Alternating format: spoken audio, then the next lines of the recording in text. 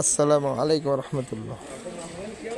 আমাদের একটা জিনিস খেয়াল রাখতে হবে, সেফটি ট্যাঙ্কির করার সময় কি আপনার যখন আমাদের ট্যাঙ্কি গাঁথনি হয়ে যাবে তখন তো সাধারণত পাশে কোনো মাটি থাকে না।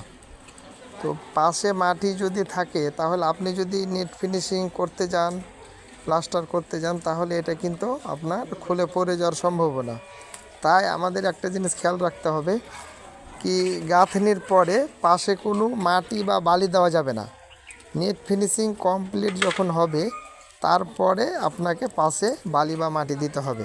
এটা আমাদের অবশ্যই খেয়াল রাখতে হবে। আর একটা বিষয় কি, আমরা যারা পাইলিংয়ের জন্য যে হাউসটা বানাবো, তো সেফটি ট্যাঙ্কি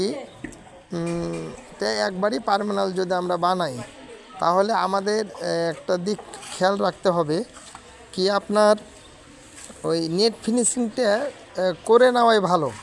তার কারণ নেট ফিনিশিং যদি করা হয় তাহলে আপনার ওই সমস্যাটা আর হবে না। তার কারণ ওই নেট ফিনিশিং যদি আমরা না করি তাহলে কিন্তু আমরা পাইলিং করার ক্ষেত্রে আমাদের পাশে মাটি দেওয়া লাগতে পারে। ওই জন্যে আমাদের নেট ফিনিশিং করে নিতে হবে, করে নিয়ে কমপ্লিট করে দিতে হবে। তারপর তারা হাউজে কাজ করবে। তার কারণ হাউজে যখন কাজ করবে আপনার তখন কোনো সমস্যার কিছু দিক অত নাই। তার কারণ তাদের একটা পাইপ থাকবে, তাদের কাদা থাকবে, কাদাগুলো আমরা সুন্দর করে তুলে ফেলে দেব। তো আলহামদুলিল্লাহ আমাদের এই বিষয়ে একটু সতর্ক থাকতে হবে। আসসালামু আলাইকুম রহমতুল্লাহ।